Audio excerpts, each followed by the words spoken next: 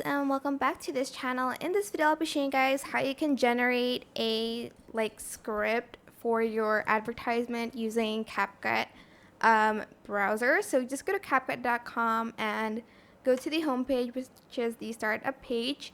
Then go to add script, and here is where you can basically describe your your product.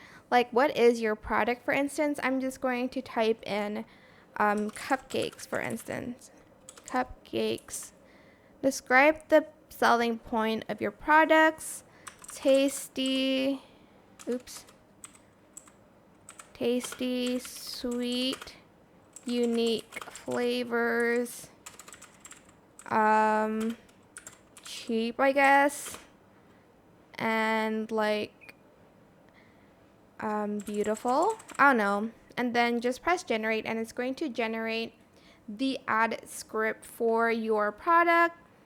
And you can select the script that you want. You have 5 options. Like this one, use the script, and you can add in videos later on here, but I'm not going to do that. I'm just going to tell you how to add in the script. But that is it.